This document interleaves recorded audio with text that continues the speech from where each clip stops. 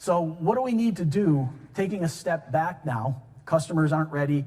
Here's a nice new machine. What do we need to do to make something Industry 4.0?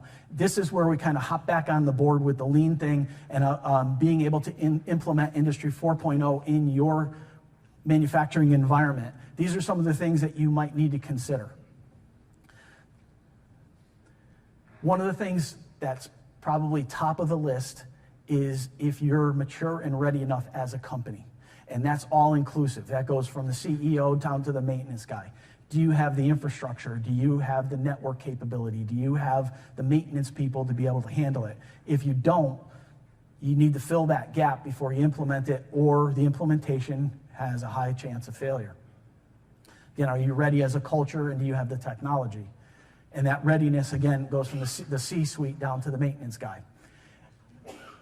You don't have to go about this all alone. There are several assessment tools that are out there. Siri is one, and that's the Smart Industry Readiness Index. This looks at 15 aspects of your company, again, starting at the C-suite down to the factory floor, and assesses your level of readiness. Can you handle Industry 4.0?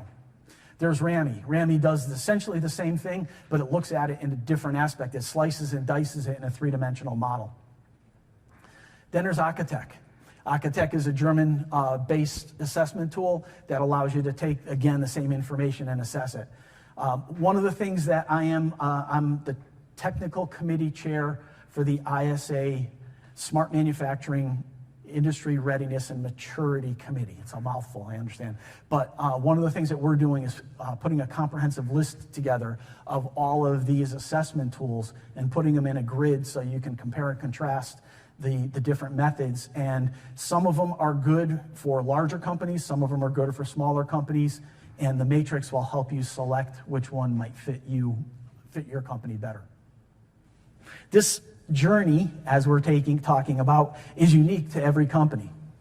First thing you need to do from a cybersecurity standpoint is you need to set up your network to be able to handle the network traffic for all this increased data flow coming from the factory floor. You can see the way that this is set up. There's a public and a private network. That public and private network lets the instruments and sensors and PLCs on the floor talk amongst themselves, but then the data goes up to a concentrator and then finally up to the cloud if it's allowed to go to the cloud. You have to understand and participate in the customer if you're dealing with a customer, or if you're pushing your data to a customer, or your cybersecurity. If you're going to put this Industry 4.0 system in your company, you have to be able to make sure that it abides by your IT's cybersecurity. And a lot of times those two forces fight each other. One of the reasons we can't do a lot of what we do is most of our customers are medical device manufacturers, so the data can't leave the premises. So we have to find a way to collect the data and still do what we want to do with data on-prem.